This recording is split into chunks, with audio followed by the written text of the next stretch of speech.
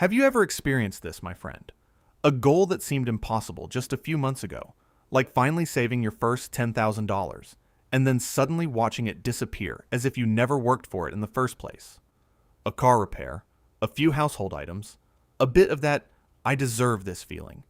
And before you know it, you're right back where you started, thinking, why did I even do this? Or maybe right now, you've got $10,000 sitting in your account, and you don't really know what you're supposed to do with it. It's just sitting there, not building anything for you, just waiting. Let me tell you something real, my friend. What you do when you reach $10,000 will decide whether you become wealthy in the long run or whether you keep running in the same cycle forever. And most people make the wrong move right at this point. My name is Mark. I've spent years in real estate, and I've learned to grow money through systems, not luck. And let me be very clear with you. Most people, when they reach their first serious savings milestone, don't see it as an achievement, but as a small vacation reward. They say, I deserve it. They spend a bit. They relax a bit. And then slowly that money just fades away in their bank account. One day, you see $10,000, then $7,000, then $5,000, and then one emergency hits and boom, everything resets. Then, people sit there blaming fate. But it's not fate, my friend. It's lack of discipline. $10,000 looks like a lot of money, and at the same time, it's nothing. It doesn't give you freedom, but it gives you direction. While 40% of people can't even cover a $1,000 emergency, reaching $10,000 already puts you ahead in the game. But that's not the end. That's where it actually begins. Most people keep the money in their checking account, and then slowly small expenses start creeping in. A coffee, a meal, a small upgrade, a new phone, unnecessary shopping. None of them are big alone, but together, they slowly drain you. Then you wake up one day thinking, how did I end up here again? Because the human brain sees accessible money as spendable money. It's that simple. But wealthy people do it differently. They don't leave money unstructured. They don't just hope it grows. They build a system. Let me be clear. The moment you hit $10,000, you split it. You put $3,000 to $5,000 into a separate emergency fund, somewhere you don't touch. Not in the same bank app, not easily accessible. This is only for real emergencies. Your car breaks down, you lose your job, a real health issue happens. Nothing else. Because it's not about money, my friend. It's about behavior. When money stays in one place, your brain treats it as spending money. But when you separate it, your mindset changes, and your spending impulse breaks. Now, the rest of the money is where the real game starts. You make it work. That $5,000 to $7,000 range should not go into random emotional decisions, or a friend told me about this coin type of thinking.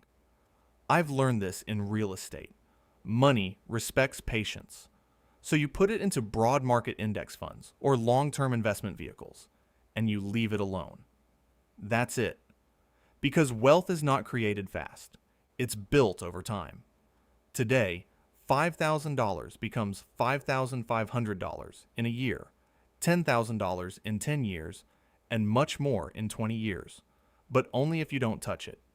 That's the key. Most people fail here because they are impatient. Everyone wants money to grow, but nobody wants to wait. That's why most people restart the cycle again and again. And there's another thing, my friend. Using that $10,000 as a big purchase opportunity. A car down payment, a house down payment, starting a business. None of these are bad ideas, but bad timing can destroy you.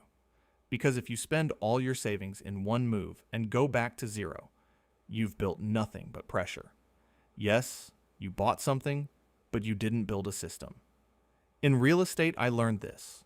Real wealth is built by security before spending. Poor people look at $10,000 and think, what can I buy? Wealthy people think, how do I turn this into $100,000? And there's taxes too, which most people ignore completely. If you don't structure your money properly, you end up giving half of your gains away. But with the right accounts and long-term structures, that same money can work for you for decades. But the real key isn't technical, it's psychological. People are not afraid of losing money. They are afraid of losing control. That's why they keep everything in their checking account and sabotage themselves. Wealthy people split their money into 3 parts: security, growth, and life. And they automate it. Money comes in, it moves automatically, and they don't even think about it anymore. Motivation gets you to $10,000. Systems take you to $100,000 and beyond. Motivation starts you, but systems save you. So if you've reached $10,000 today, listen to me carefully, my friend. You either turn this into the foundation of your future, or you treat it like a small memory and burn it away. And the truth is, most people choose the second option because it's easier. Living in the moment feels better. But easy has never built freedom. Remember this: money doesn't change you. It reveals who you are. If you're disciplined, you grow. If you're not, you shrink. $10,000 is not wealth. It's a test. Pass it, and the game begins. Fail it, and the cycle continues. I'm not telling you this to sound motivational, my friend. I've been in this game for years, and I've seen it clearly. Winners don't make big moves. They build the right system early. Do what I said. Split it. Protect it.